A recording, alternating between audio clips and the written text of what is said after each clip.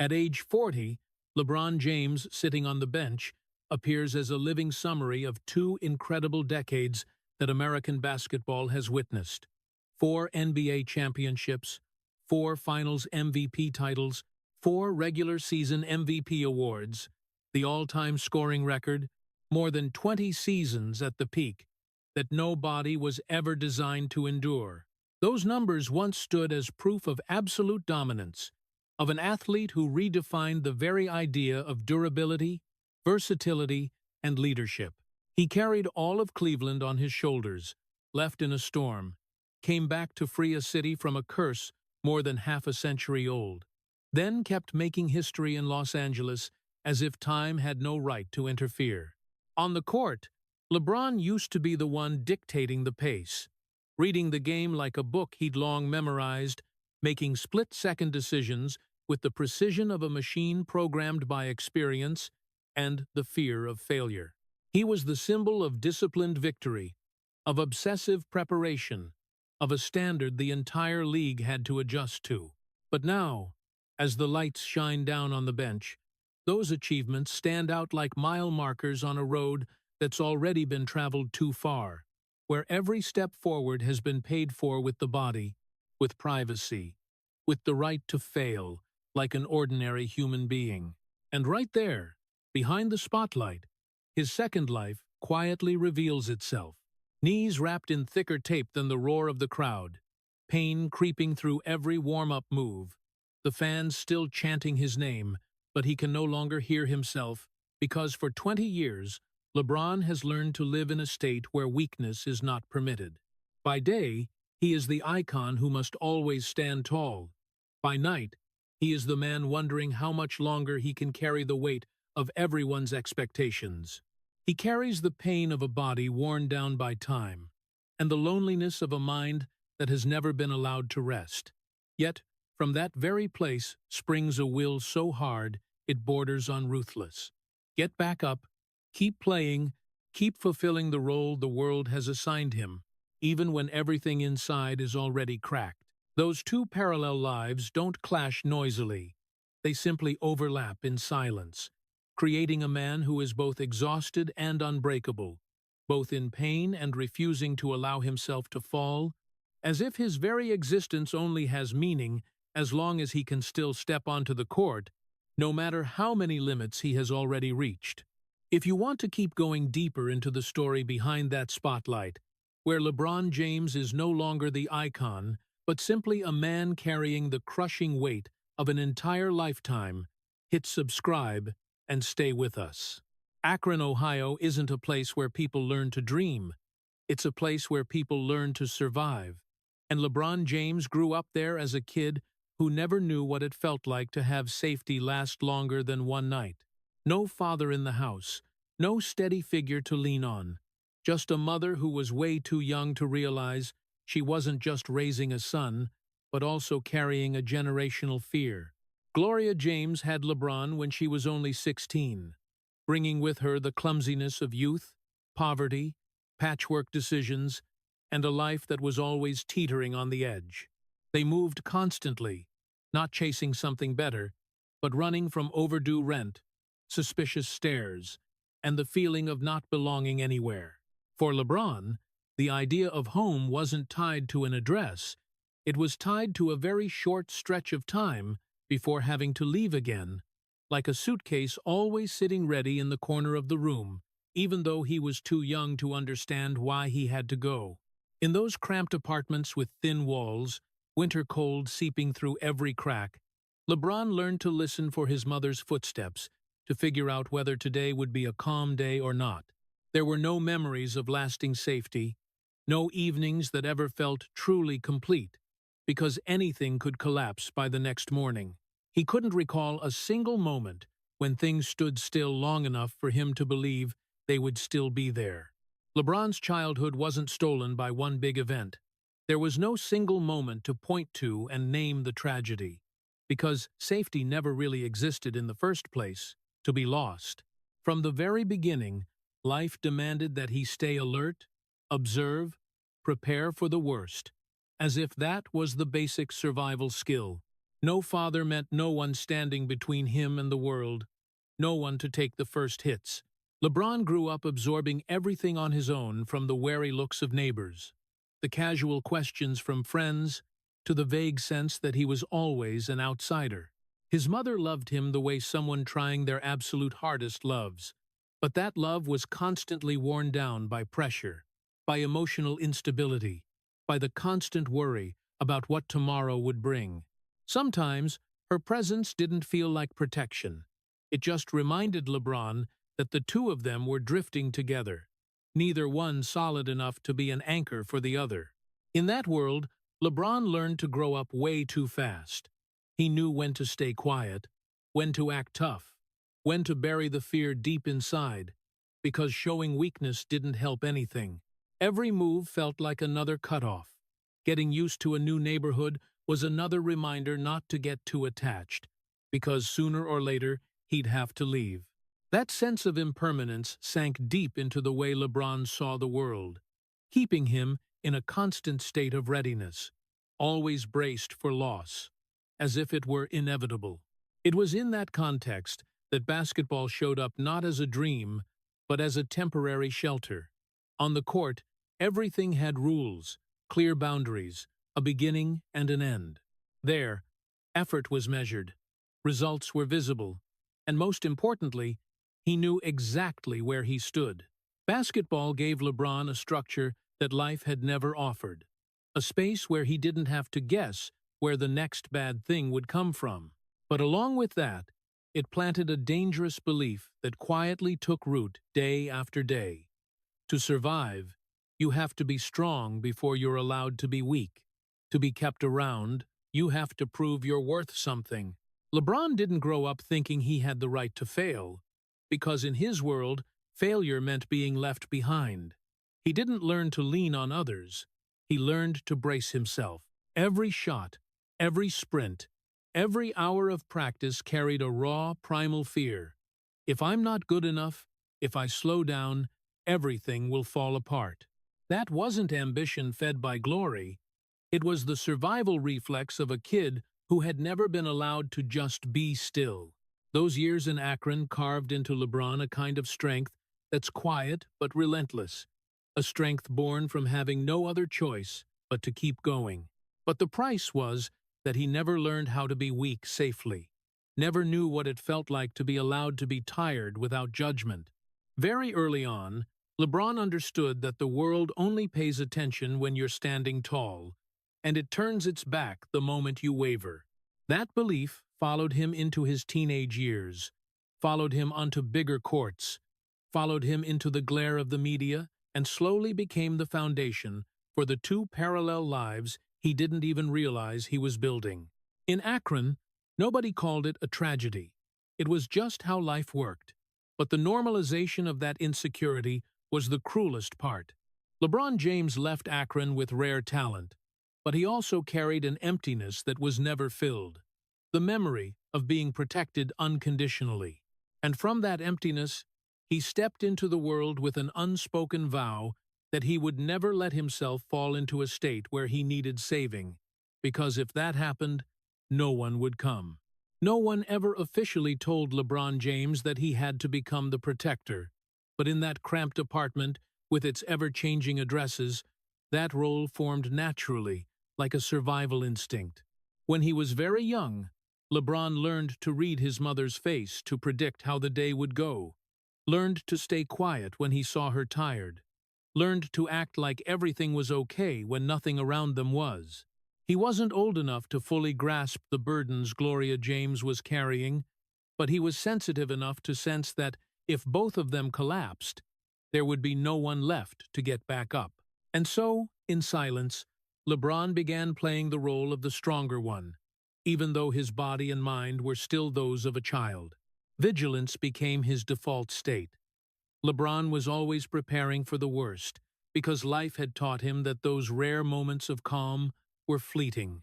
He noticed every sound in the hallway, every unfinished conversation, every time his mother came home later than usual, not out of curiosity, but because he needed to know what he had to be ready for. In LeBron's world, Surprises rarely meant anything good. They usually meant another move, another goodbye, another start from zero. At school, LeBron wasn't the carefree kid. He didn't complain, didn't seek attention through tears. Instead, he learned to shrink himself, to keep just enough distance so he wouldn't get hurt when things changed. Friends came and went. Teachers changed. New neighborhoods appeared. And LeBron adapted so quickly that adults mistook it for maturity. But that maturity didn't come from safety. It came from having no other choice but to endure. No one taught LeBron how to be a child. No one told him that being afraid was normal, that being weak wasn't failure. The only lessons he got came from cold reality. If he wanted his mom to feel more at ease, he had to seem okay. If he wanted things not to spiral into chaos, he had to control his emotions.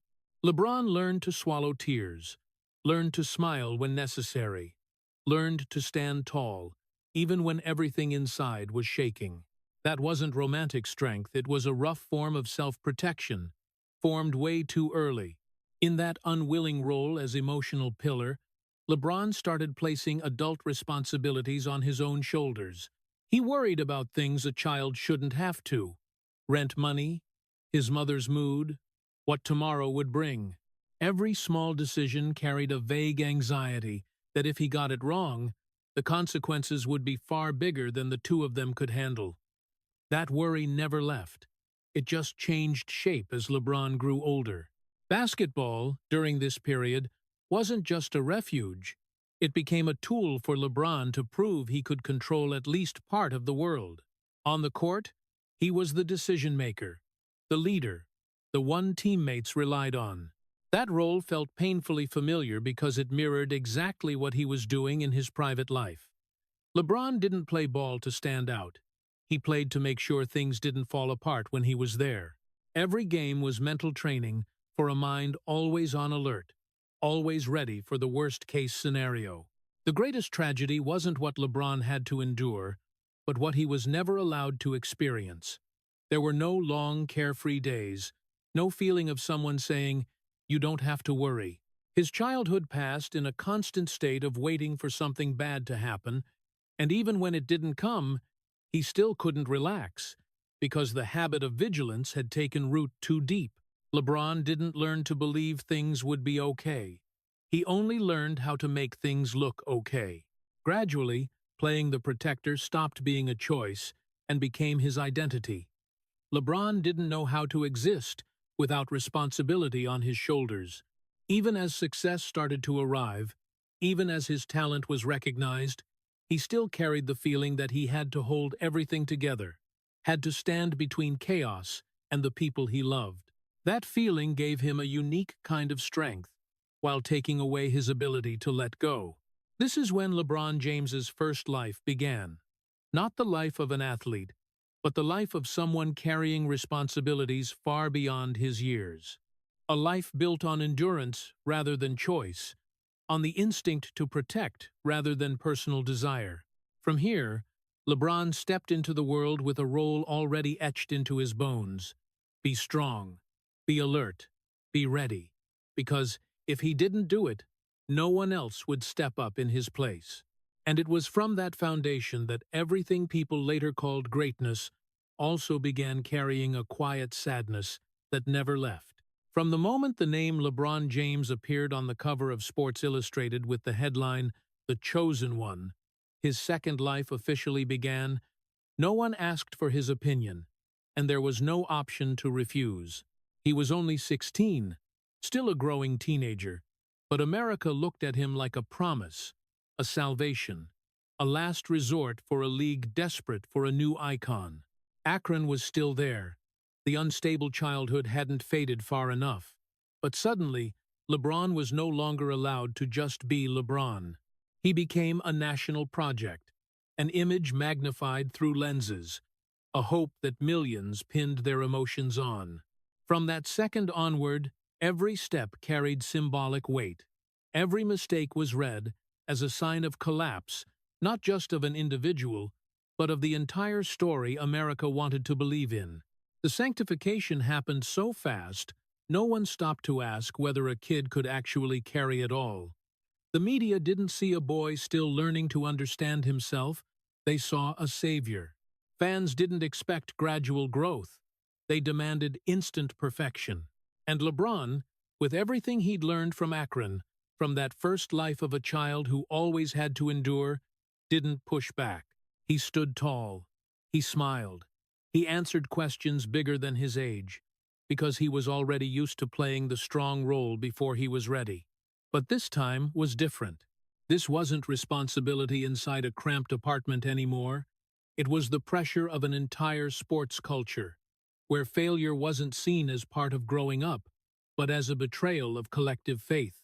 LeBron was never allowed to fail, like a human being still developing. Every high school game wasn't just a game, it was a moral test. Every missed shot wasn't just an error. It was a question of whether he deserved the title he'd been given. He wasn't permitted off days, wasn't permitted periods of struggle, because America had no patience for uncertainty. They needed a seamless story, a flawless icon, and LeBron was thrust into that role before he even understood how long it would last. The tragedy was that he had no space to trial and error. At an age when others were allowed to quietly explore their limits, LeBron had to do it in front of millions of eyes. Every mistake was magnified, dissected, analyzed, as if it were evidence of a crime. No one said he was learning to become a man. They only asked why he wasn't perfect yet. And in that harsh demand, LeBron learned another, more dangerous lesson. To be loved, to be accepted, he had to constantly meet other people's expectations, even when it meant sacrificing the parts of himself still forming. LeBron's second life, the life of the icon, began layering over the first life of the enduring child. Those two layers didn't separate. They fused together, creating a person who was both prematurely mature and never truly allowed to grow up properly. LeBron entered the NBA not just with talent, but with an invisible burden already accumulated long before. He didn't just play to win, he played to prove that the sanctification wasn't a mistake. He played as if every game were an apology for not being perfect enough yet, every season an effort to patch up an image he was never allowed to tear. The most painful part wasn't the pressure itself, it was how that pressure was normalized. People talked about LeBron as if he were born ready for it all, as if he didn't need protection, didn't need guidance, didn't need permission to be wrong. And LeBron, in silence, accepted it, because he was already used to having no one stand between him and the world. The only difference this time was that the world was so much bigger, so much louder, and there was no room for retreat. The chosen one wasn't just a nickname, it was a suspended sentence. It defined how others saw LeBron, and gradually, it defined how LeBron saw himself. He stopped asking who he wanted to become, and started asking what he needed to become to avoid letting everyone down. The icon began replacing the human, not because LeBron wanted it to, but because that was the only way to survive in the role the world had assigned. He learned to hide the confusion, learned to answer smoothly, learned to stand tall in front of questions he didn't have answers for inside. The second life took shape right there, not with noise, not with declarations, but through the accumulation of days when weakness wasn't permitted. LeBron James became a national icon while still a teenager, and the price was that he no longer had the right to be a teenager. Every mistake stopped being part of growing up and became a betrayal of collective expectation. And in the process of carrying that, LeBron stepped deeper into a path where his real self gradually retreated into the background, making way for the image. America needed an image that wasn't allowed to collapse, even as the first cracks began to appear inside. When LeBron James officially stepped into the NBA, he didn't just cross a professional threshold, he walked straight into a space where no one asked anymore if he was okay. Cleveland didn't welcome him like a rookie learning the ropes. They welcomed him like a final promise, like someone entrusted with the soul of the entire city. The team had waited too long. endured too many years of losing, and when LeBron arrived, every hope, every longing for redemption, got piled onto the shoulders of a young man who hadn't even had time to learn how to live for himself. No breathing room, no adjustment period, no right to take it slow. From day one, LeBron was expected to carry the load, to lead, to win, as if failure wasn't just a sports outcome, but a collective insult. The NBA is a cold world, where your worth is measured by numbers and results, not by circumstances or age. LeBron learned very quickly that there was no room for hesitation here. Losing a game wasn't just losing, it was a sin. It brought screaming headlines, relentless questions, disappointed stares from the very people who had once put him on a pedestal. Every loss became an unspoken trial where LeBron had to stand accountable for an entire system, for mistakes that weren't always his own. And when he got tired, when his body and mind started speaking up, that world didn't call it being human. They called it weakness. Fatigue wasn't seen as a sign that care was needed. It was treated as an unspoken accusation that LeBron wasn't strong enough. Silence wasn't a right to rest. It was interpreted as arrogance, as disrespect. LeBron learned to say just enough, smile just enough, show up just enough to avoid misunderstanding, because any offbeat could be turned into a different story about him. He wasn't allowed to show public sadness, wasn't allowed to show confusion, wasn't allowed to admit he was carrying too much. The NBA didn't care about a player's mental state. They only cared whether that player could keep standing tall. Cleveland, in its thirst for victory, loved LeBron in the harshest way possible. They needed him to become what they'd never had. And because of that, they didn't allow him to be what he actually was. Every time LeBron stepped onto the court, he carried not just strategy and skill, but the fear that if he wasn't good enough, the whole city would sink back into despair. That love, instead of lifting him up, gradually turned into a crushing pressure, an invisible rope tightening around his right to make mistakes. LeBron understood that he wasn't just playing for the team, he was playing for the honor of millions, and that knowledge made every failure hurt exponentially more. In that environment, LeBron began learning to swallow every emotion. He didn't let disappointment show, didn't let anger spill over, didn't let fear have a voice. Everything got compressed, packed tight inside, because an icon isn't allowed to crack.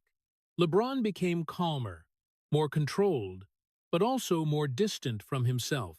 Those rare private moments stopped being places to release and became places to brace for the next round of holding it together.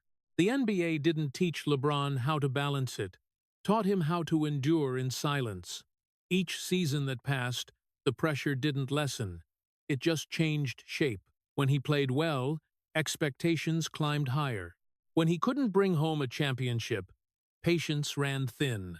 And LeBron, with everything he'd learned from Akron and from that first life of a child, forced to become an adult, kept standing, kept carrying, kept appearing strong, because that was the only role he knew how to play perfectly. Here, in the NBA, no one asked LeBron if he was okay, because that question had no place in a system that only worshipped results. And it was within that systematic indifference that LeBron's second life was slowly forged, tough but cold, strong but lonely. He became what everyone needed, but the price was that he grew further and further from the ability to be himself. Every swallowed emotion didn't disappear. It accumulated, weighted, building an inner force that both helped LeBron survive at the top and quietly eroded the human being behind the icon, a human being who was never allowed to ask whether he was okay. Cleveland wasn't just where LeBron James played, it was where he was bound by a kind of love with no way out. This city didn't love him like they loved a human being still growing up. They loved him like they loved a destiny. Every street, every stand, every jersey with LeBron's name carried an expectation heavier than any physical body, heavier than the limits of one lifetime. Cleveland needed him to live for them, needed him to exist as a commitment that the long years of failure would finally be repaid. And in that fierce need, there was no room for the question of how LeBron wanted to live, or whether he had the strength to keep carrying it all. LeBron understood that relationship very clearly. He grew up in Ohio. He knew the pain of industrial cities left behind, the feeling of being forgotten by history, turned away by centers of power. So when Cleveland placed their faith in him, it wasn't just a sports contract, it was a moral bond. He didn't just represent the team. He represented an entire community desperate to see themselves win at least once. And that very understanding made it impossible for LeBron to walk away casually, impossible to treat his career as a purely personal journey. Cleveland's love for LeBron started out pure, almost absolute. They saw in him a son of this land, someone who understood them, someone who could speak for them to the world. But over time, that love quietly turned into an invisible form of possession. The city didn't just want LeBron to win, they wanted him to stay, to sacrifice his own desires for the collective dream. Every time he didn't bring home a championship, the disappointment didn't stay contained as sadness. It spilled over into questions about loyalty, about responsibility, about whether he truly belonged here or not. LeBron lived stretched tight between two ends of a rope. On one side was the love for his hometown, for the people who had watched him since he was a teenager. On the other was the very human need to grow, to seek a better environment, to protect himself from constant erosion. But Cleveland didn't allow him to voice that question. Any sign of hesitation was seen as potential betrayal. Here, loving the city meant accepting to stay, no matter the cost. The moral tragedy was born right there. LeBron wasn't forced by rules or contracts, he was held by guilt. If he left, the city would sink back into despair. If he chose himself, millions would feel abandoned. And so, season after season, LeBron kept bracing himself, kept playing as if he were repaying a debt with no end date.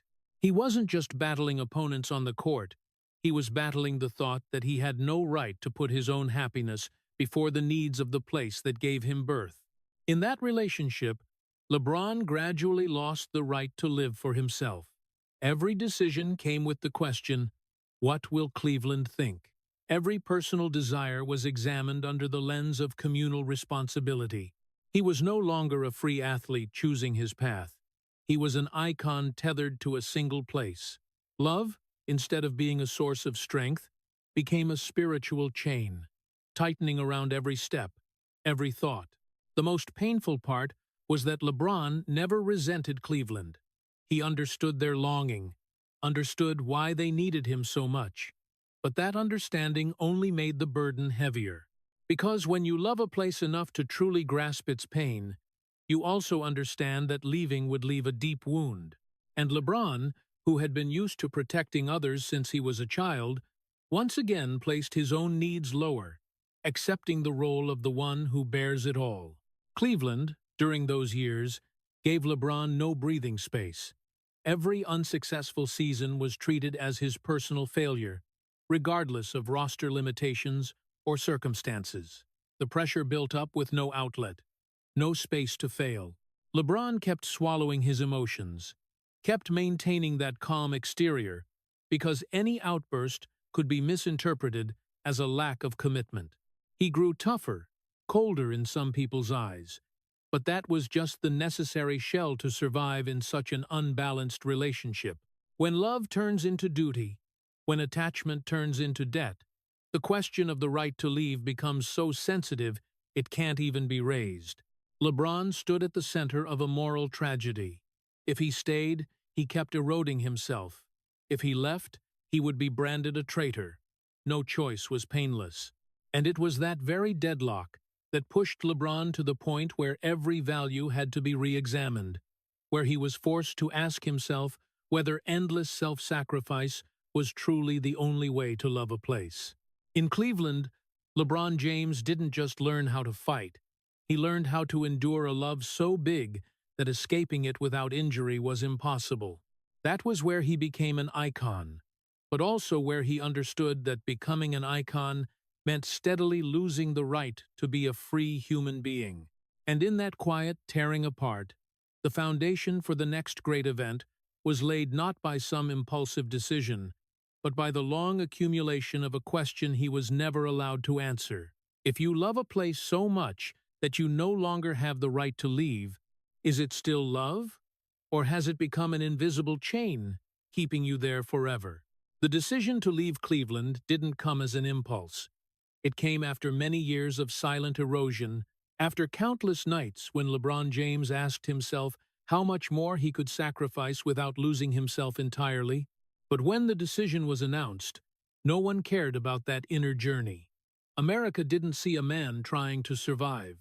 They only saw an icon, stepping out of the role they had already written for him. In that moment, LeBron was no longer the son of Ohio, no longer the trapped hope. He became the traitor in the collective story that millions believed in. A personal choice, made after years of endurance, was suddenly interpreted as an unforgivable moral crime. Cleveland reacted with unprecedented fury. Jerseys were burned. His name was cursed. Bitter words flooded public spaces. People weren't just angry that LeBron left.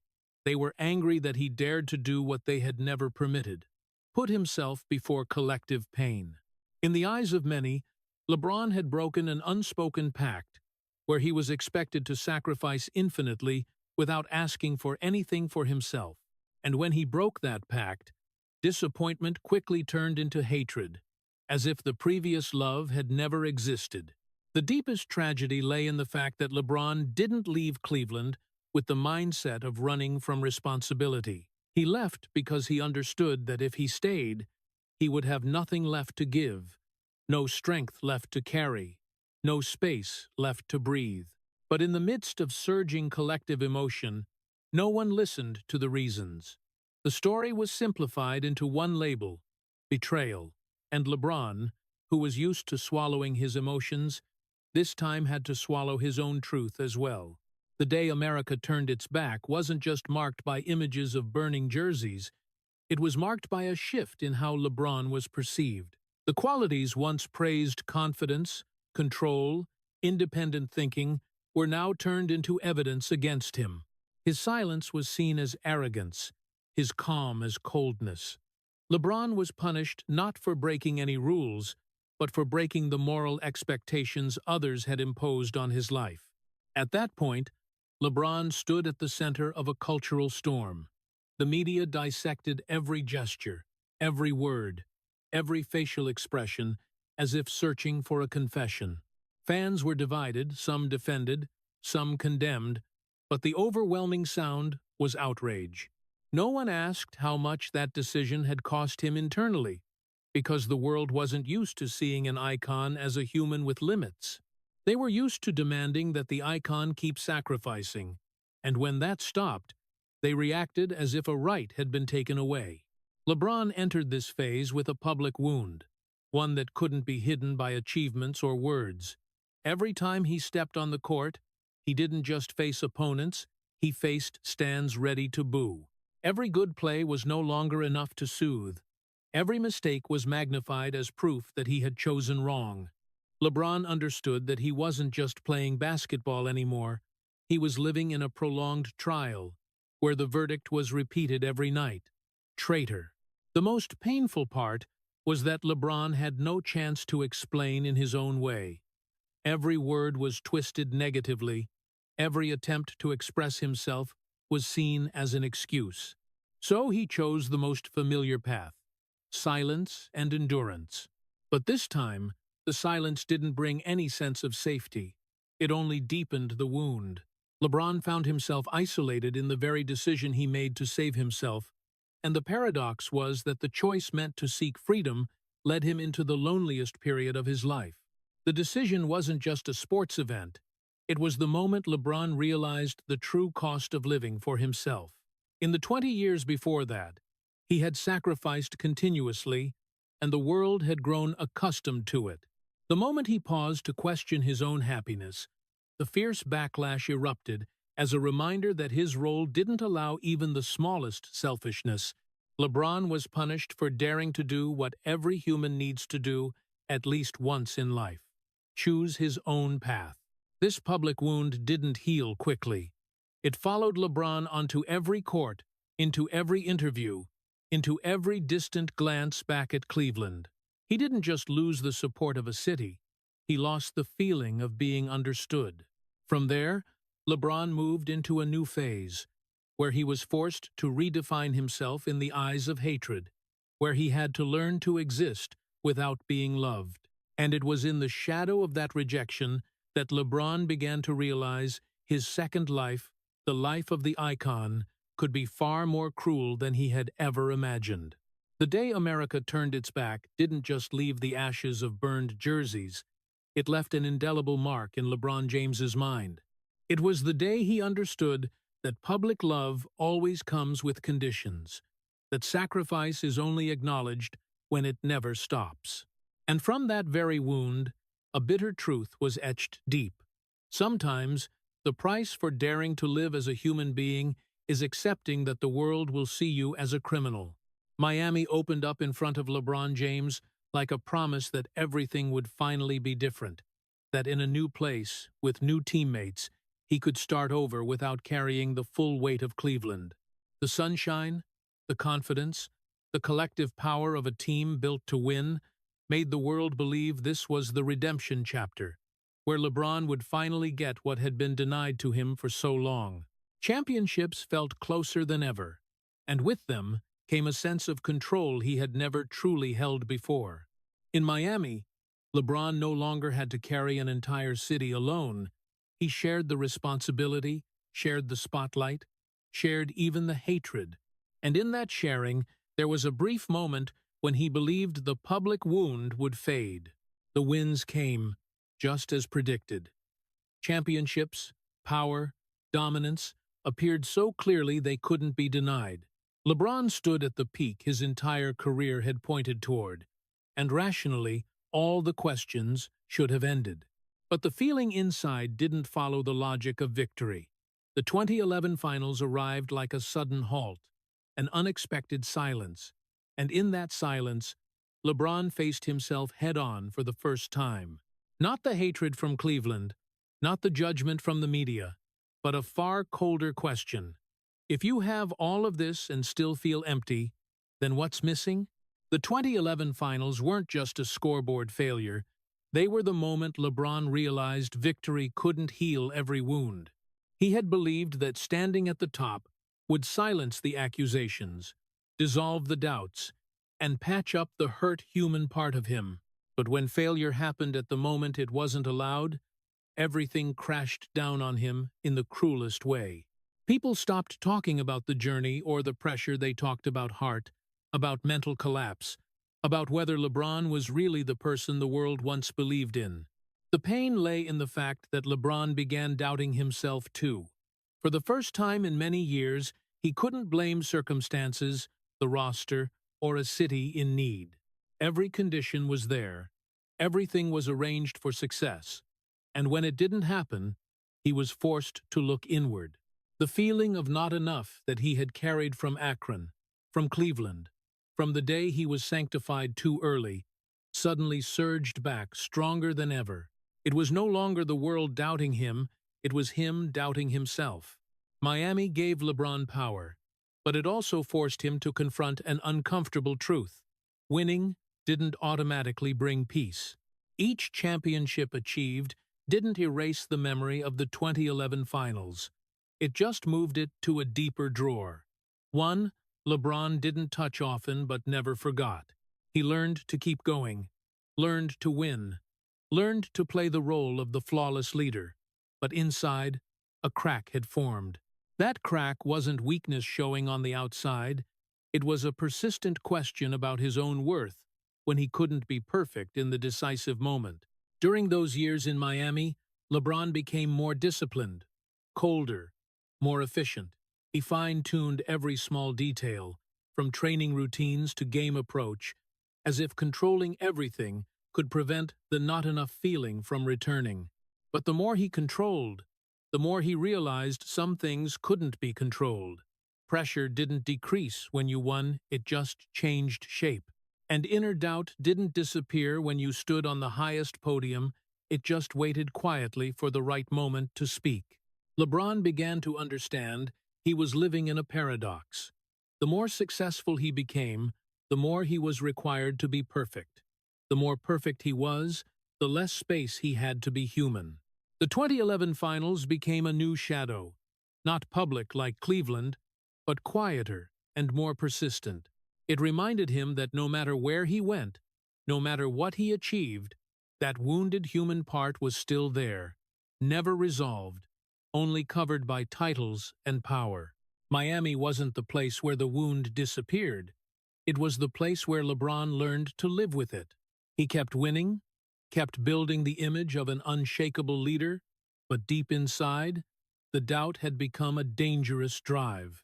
It pushed him to work harder, demand more from himself, allowed no moment of relaxation, because, if he stopped, he feared he'd have to face the feeling that all those efforts still weren't enough to fill the emptiness that had existed for so long. When he left Miami, LeBron carried away more than championships. He carried a bitter lesson. Winning isn't a universal cure.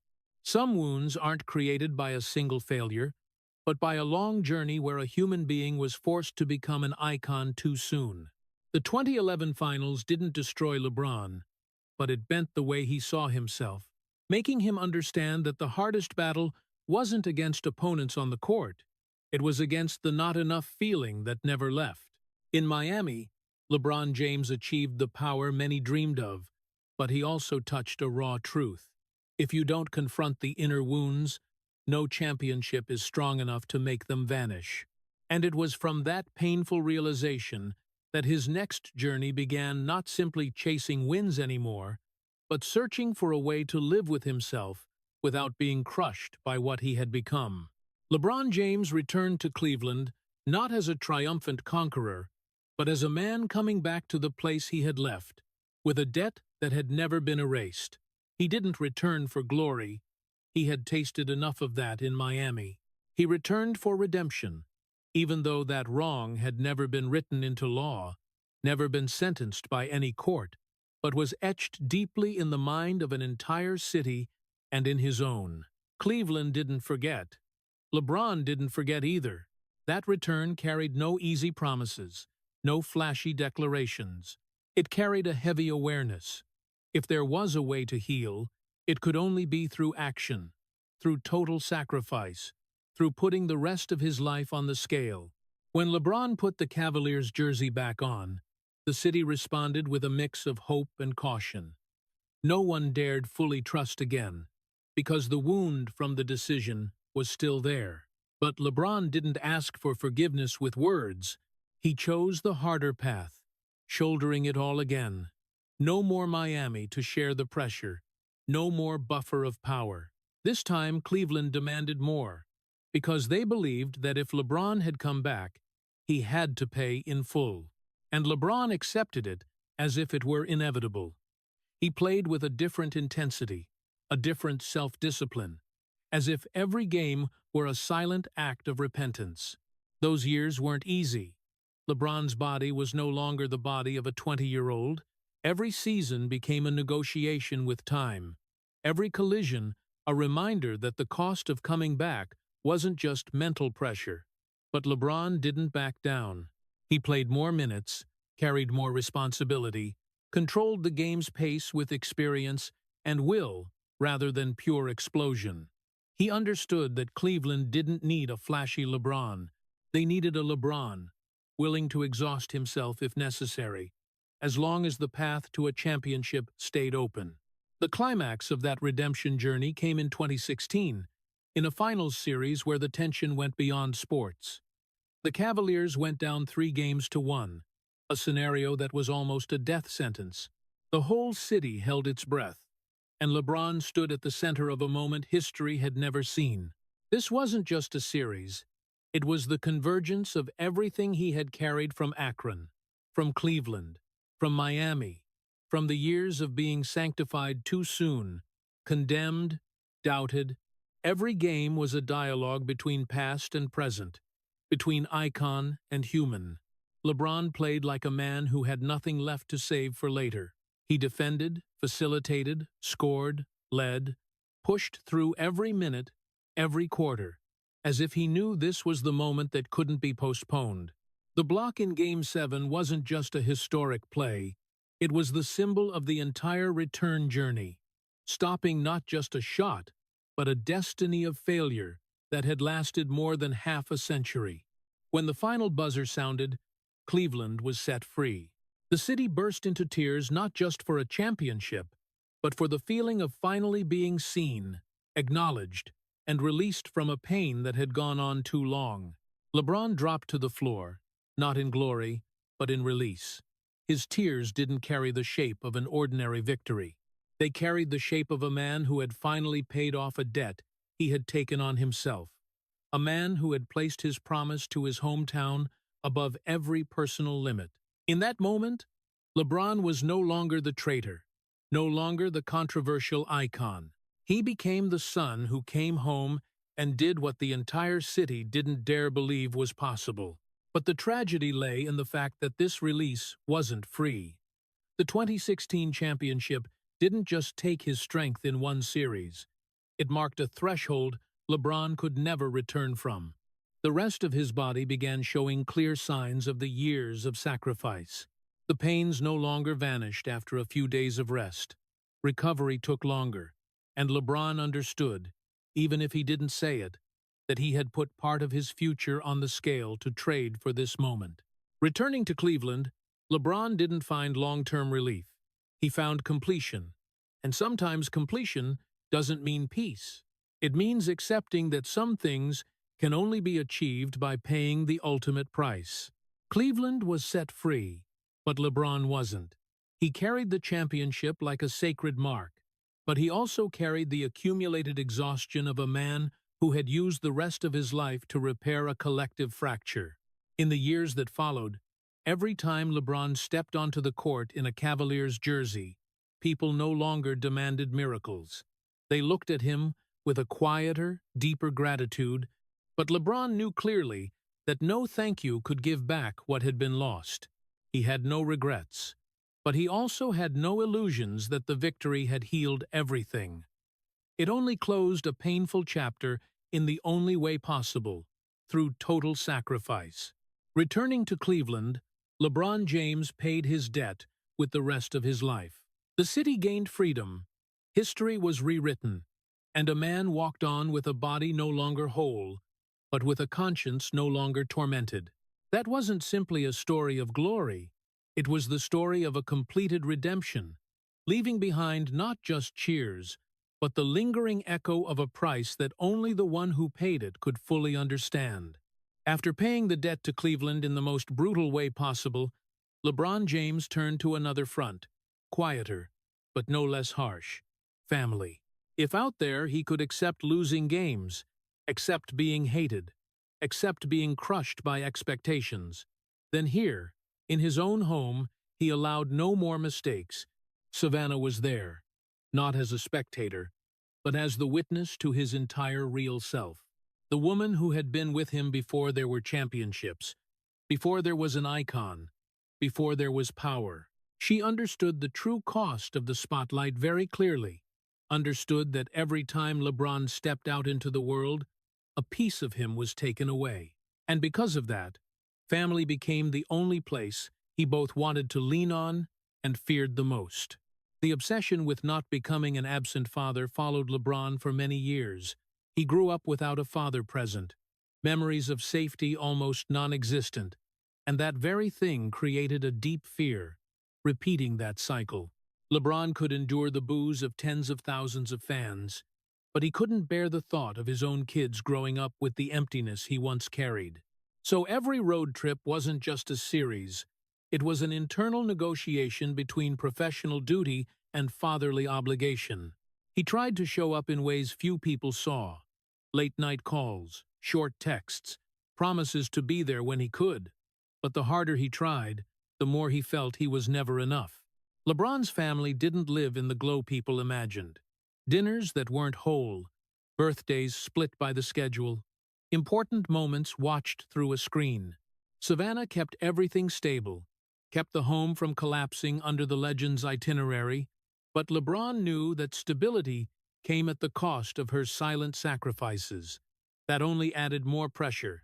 He didn't just want to be a good father, he wanted to be a perfect father, as a way to repair his own past.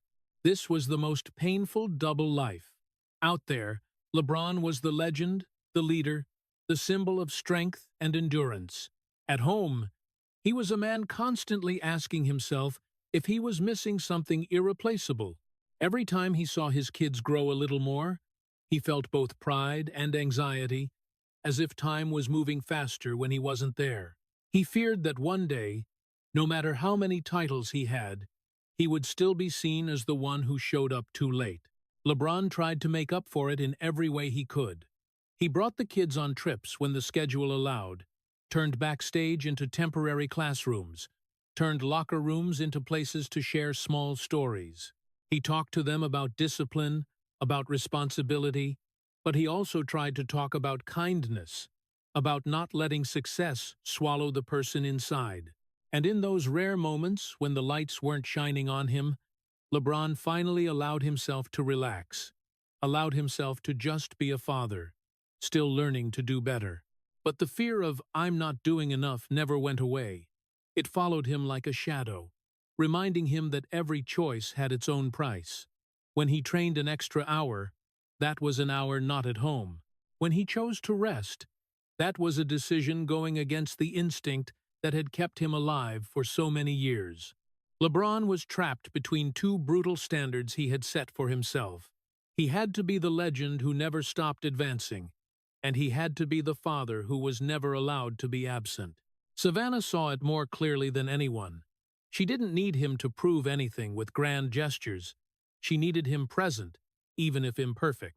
But LeBron, who had learned to survive through forced perfection, struggled to accept that at home, enough sometimes just meant being there. He had to relearn a lesson that seemed simple. Family doesn't grade you, doesn't demand victories, doesn't need an icon. They need the person. And that was why family became the place LeBron couldn't afford to fail again. Not because he would be punished, but because he couldn't stand the thought of causing another wound like the one that had followed him from childhood. He couldn't fix his own past, but he could try to make sure his kids didn't carry that same emptiness. That made every decision heavier than any finals series. At the end of the day, when all the noise died down, LeBron sat in the familiar silence. No cheers, no whistles. There, he didn't have to prove anything. But it was in that very silence that he faced a painful truth. No championship guarantees you've done enough for the people you love. You can only keep trying, keep showing up, keep learning how to love without turning it into an obligation that must be completed. Family was where LeBron James was strong in a different way. Not loud, not recognized, but costing more energy than any battle on the court. It was the place he couldn't hide behind fame, couldn't retreat behind the icon. Here, he was just a father, trying not to repeat the old cycle. And perhaps it was in that very fear that LeBron found the deepest reason to keep going, not to prove anything to the world, but so that one day, looking back, he could tell himself that at least in the most important place, he hadn't given up. After family, the final front that LeBron James can no longer negotiate with is his own body. For many years, he treated his body like a tool that could be repaired, optimized, adjusted through discipline, science, and sheer will. But at a certain point, the irreversible laws began to speak up. Injuries no longer came as rare accidents, but as the inevitable consequence of a life pushed to the limit for too long. Knees ached constantly, ankles stayed swollen for extended periods, back stiffened every morning upon waking. The pains that once vanished after a few days of rest now lingered, patient, reminding him that time was no longer on his side. LeBron understood it more clearly than anyone. He felt the changes without anyone needing to point them out. Steps half a beat slower, jumps missing the old lightness, recoveries taking longer. The body betrayed him, not with a dramatic collapse, but with a steady, non-negotiable decline. And the painful part was that what made LeBron James his durability, his ability to dominate, his sense of control began leaving him bit by bit, even though his will remained fully intact. LeBron's existential tragedy wasn't in any single injury, but in facing an irreversible truth. He could train harder, eat stricter, invest millions in recovery, but he couldn't turn back the clock. His will refused to accept it, because throughout his life, will had always been what carried him past every limit. But this time, the limit wasn't an opponent, wasn't circumstances, it was his own body. And you can't defeat the thing that's keeping you alive? LeBron entered every season with more obsessive preparation than before. He listened to his body in a way that was both clear-eyed and bitter. Every decision to play came with the question, am I protecting my future or continuing to sacrifice it? But that choice was never easy, because when the ball left his hands, when the game tempo rose, the old instinct surged back, urging him to forget the warnings, forget his age, forget the fact that will doesn't always win. LeBron played as if he wasn't allowed to stop, because stopping meant admitting that a part of who he was had already left.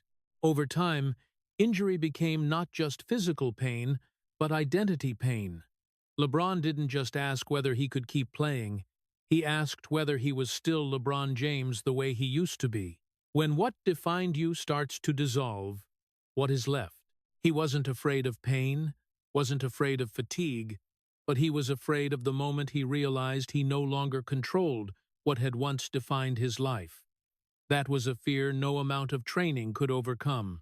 At this age, every recovery was a reminder that time had taken something away with no intention of giving it back. LeBron didn't talk much about it, because he was used to never complaining, but this silence was different from before. It wasn't the silence of endurance, it was the silence of gradual acceptance.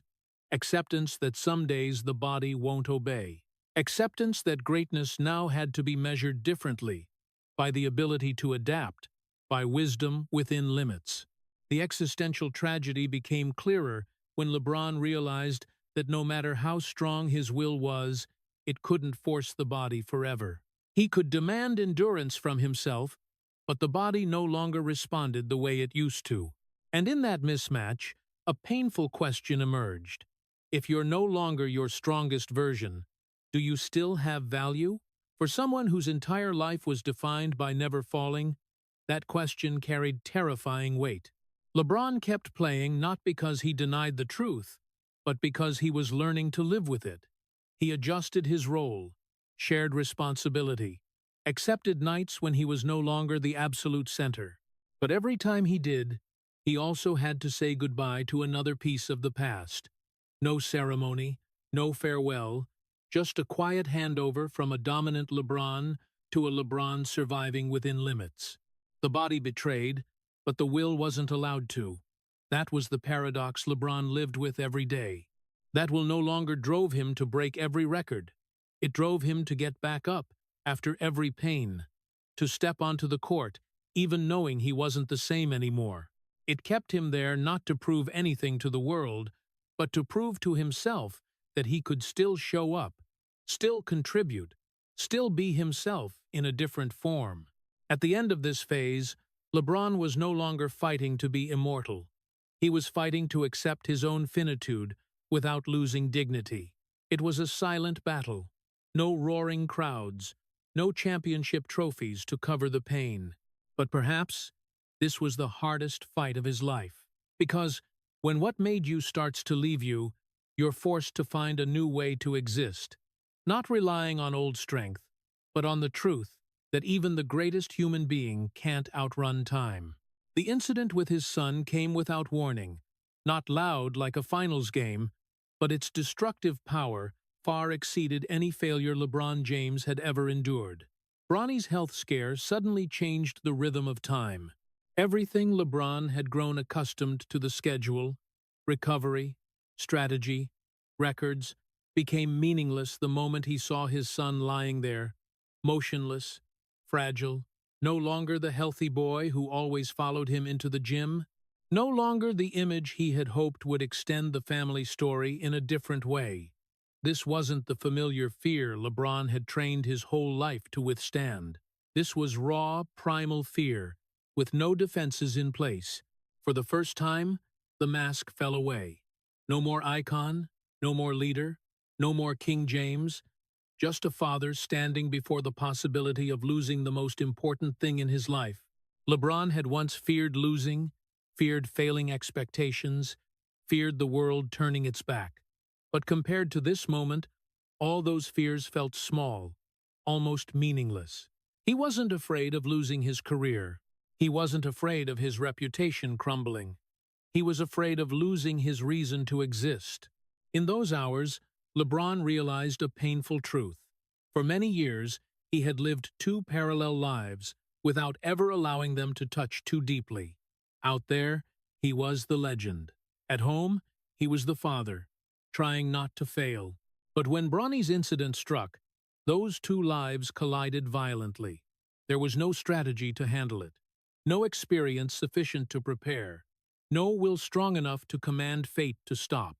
For the first time, LeBron could do nothing but wait, pray, and confront the helplessness he had spent his life avoiding. He sat there, not on the bench, not in the locker room, but in a space where every title was useless. The body that had once betrayed him now felt secondary. The only thing he felt clearly was his heart being squeezed by a nameless fear. LeBron had once believed he could carry anything if he was strong enough, disciplined enough, prepared enough. Bronny's incident shattered that belief in the cruelest way.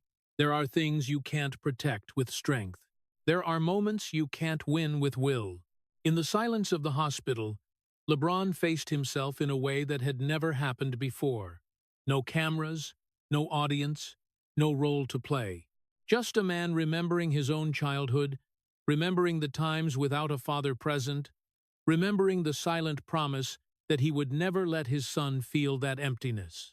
And now, even though it wasn't his choice, that fear still existed.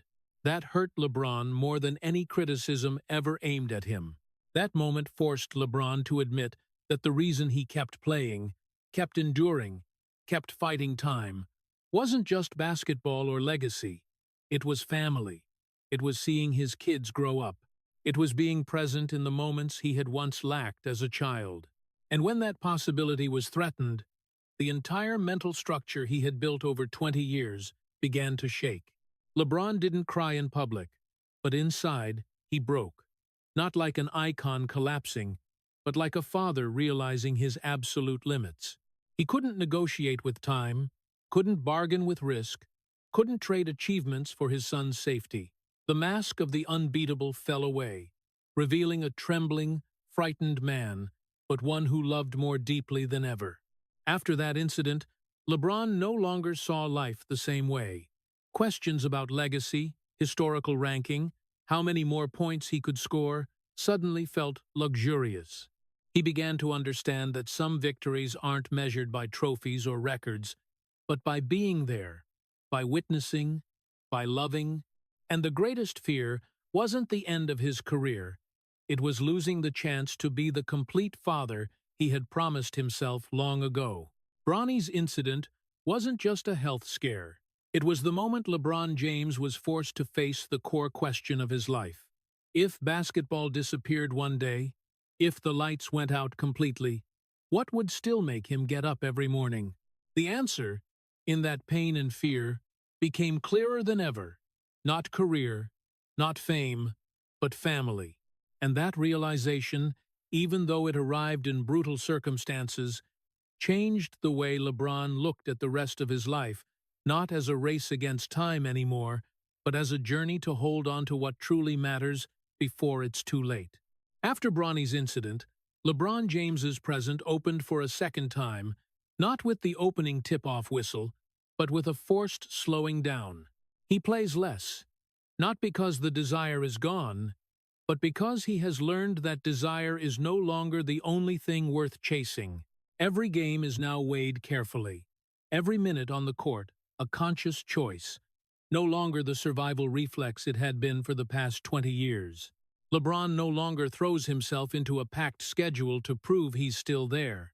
He's there, but in a different way, more cautious, more awake, like someone who has gone too far and finally allows himself to walk slower. He speaks less. The big statements, the sharp responses to the media, gradually disappear. Not because LeBron has run out of things to say, but because he no longer feels the need to explain himself. For most of his life, he was required to answer for every expectation, every disappointment, every interpretation. Now, silence is no longer a defensive tactic. It's a choice.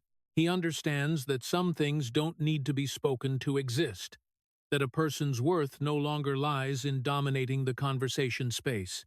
LeBron watches more. He watches his teammates, watches how they move, how they carry the pressure he once shouldered alone. He watches his children no longer just as kids who need protection, but as individuals forming their own paths.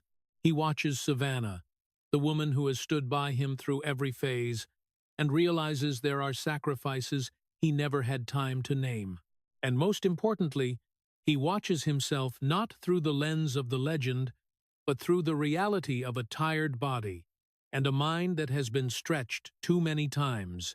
The dominant emotion of this phase isn't happiness, it's acceptance. Acceptance that he is no longer the center of everything. Acceptance that there are games he can't decide. Acceptance that greatness now takes a different form, less dazzling but more real. LeBron no longer tries to patch every crack with sheer will. He lets them exist, like traces of a journey already traveled. But this acceptance isn't complete. Peace, if it exists, isn't total. There are nights LeBron still lies there, body aching, mind returning to old questions. Did I give too much? Was there another way? There are moments he looks at the court and remembers the feeling of absolute control, remembers the version of himself that didn't know exhaustion. Those memories don't vanish just because you decide to live slower. They're there, quietly, as part of who you once were. LeBron learns to live with exhaustion without treating it as the enemy. Exhaustion is no longer a sign of failure. It's proof of a life lived to the fullest. He no longer runs from it, nor glorifies it. He lets it be there, like an unwanted companion you can't deny. In that weariness, he finds a kind of honesty that had no place before. In this second present, LeBron no longer sets grand, far-off goals for the future. He focuses on what's closer, on things he can actually reach. A season without major injury, a family dinner evening, a moment sitting on the bench observing instead of straining to lead. Those things, once considered secondary, now become central. LeBron also begins to understand that peace isn't a state without conflict. Peace is the ability to live with conflict without being swallowed by it. He still loves basketball, still feels the fire rise when he steps on the court. But that fire no longer burns everything around it. It's contained enough to warm, not enough to destroy. LeBron James's second present isn't retirement, it's an adjustment. He doesn't vanish from the spotlight, but he is no longer defined by it. He is present, but doesn't dominate. He continues, but doesn't run. In that slowing down, there is a thin sadness, because no one slows down without remembering the old speed. But there is also a quiet relief, because for the first time, LeBron allows himself to exist without having to prove anything. Peace isn't complete, acceptance isn't total, but it's enough to keep going. Enough for LeBron James to live the remaining days not as an icon stretched to the breaking point, but as a human being learning to stay with himself, in the fatigue, in the silence, and in a slower rhythm of life, where every step is no longer about conquering the world, but about not losing what has kept him standing until now. When LeBron James talks about legacy at this stage of his life, he doesn't speak in the voice of a winner, nor in the language of a monument. He speaks like someone building something to repair a very old, very deep crack that started back in Akron all those years ago. What he does off the court isn't about extending the spotlight. It's about making sure there are kids who don't have to grow up the way he did. Schools, community, education, all of it isn't an image project. It's a belated reply sent back to his past. The school LeBron built isn't just a building. It's a quiet declaration that childhood shouldn't be a fight for survival. There, kids aren't measured by athletic achievements, aren't pushed into adult roles too soon. LeBron understands exactly what happens when a child has to be strong before they're allowed to be weak. He's lived his whole life carrying that dangerous belief. So every classroom, every support program, every free meal carries a deeply personal meaning. No child should have to learn endurance before learning how to dream. Community is the second part of his legacy, and also the hardest. LeBron doesn't build community with rousing speeches, he builds it with persistent presence. He came back to Akron not as a benefactor, but as someone who once left with wounds, and now returns to mend them. He invests in safe spaces, in family support programs, in paths children can walk without having to run away. That's how he says that being born in a poor place shouldn't be a life sentence. Education for LeBron isn't just books and classes. It's the right to choose. He grew up in instability, moving constantly, with almost no memory of safety. He knows that when a child has no foundation, every talent becomes fragile. That's why his educational legacy isn't about creating the next LeBron, it's about creating people with more paths to take. The scholarships, the mentoring programs, the long-term support aren't designed for short-term inspirational stories. They're designed to change the trajectory of an entire generation. At its deepest level, this legacy feels like an apology. Not to the public, not to history, but to the child from Akron all those years ago. The child who had to teach himself to protect himself, who had to play the adult role before he could be a kid, who had to believe that to survive, you can't afford weakness. LeBron builds these things as if he's telling that child, you weren't protected, but these other kids will be. You had to be strong alone, but they'll have a system standing behind them. What's special is that LeBron doesn't try to erase his own past with this legacy.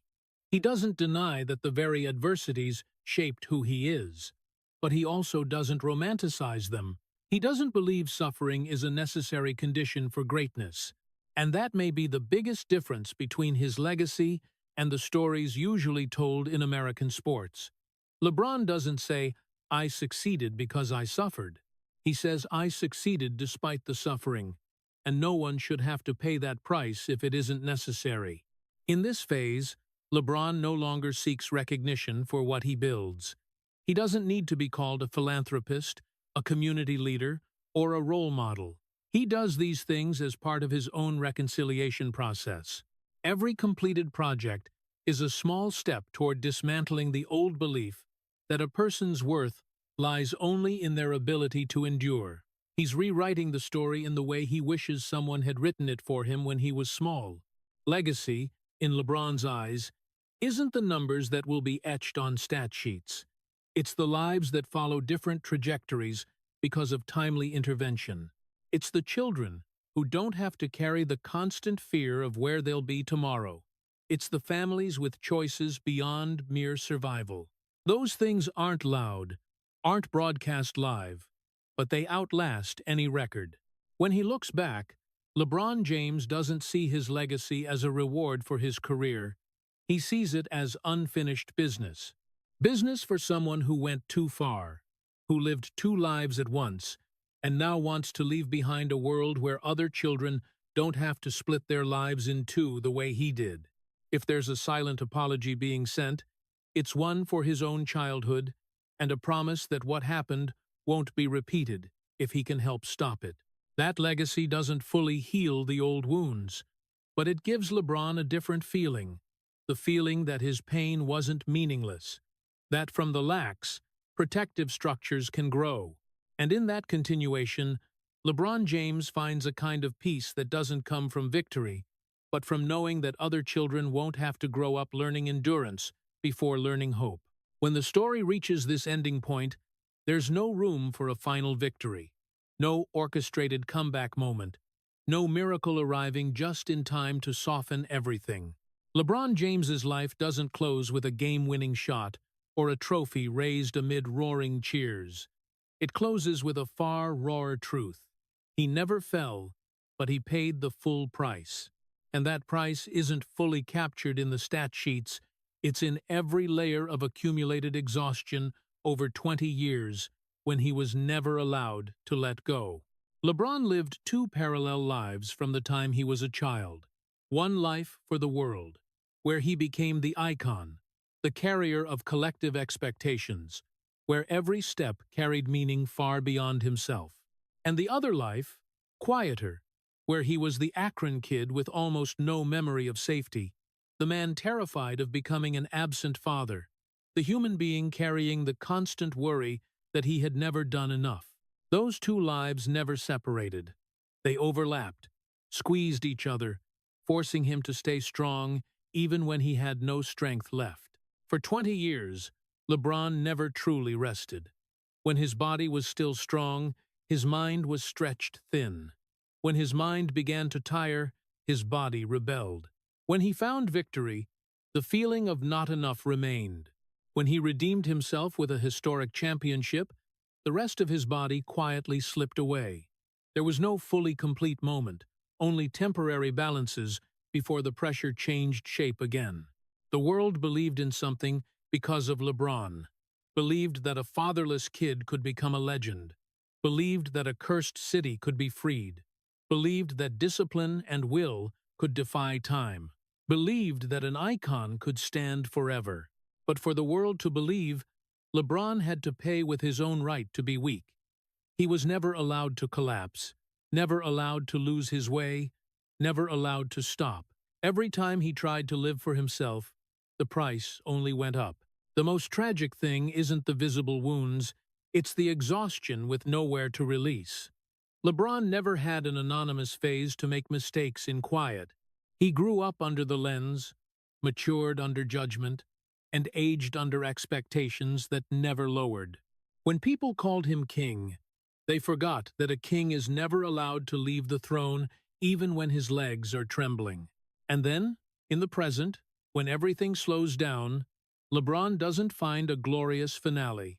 He finds the truth, that no legacy is big enough to fully compensate for the years lived in constant high alert, that no praise can erase the fear that followed him from childhood, that no championship can make you certain you lived right.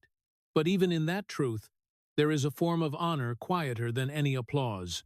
LeBron James didn't fall because he never allowed himself to fall. But that doesn't make him invincible. It only shows how much he endured. A human being doesn't need miracles to stand firm just to keep walking, even when each step is heavier than the last. A man with no final victory to close the story. Only the continuation of a life lived to its absolute limit. If anything remains after all of it, it's not the image of a perfect legend.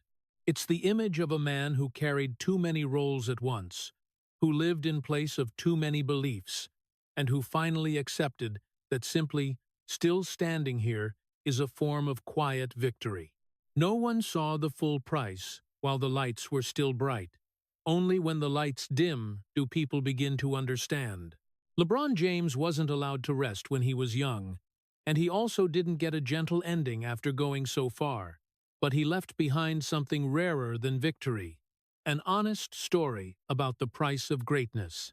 No glossing over, no romanticizing, just the truth that for the world to believe in something, sometimes one person has to live two parallel lives until there's nothing left to hide.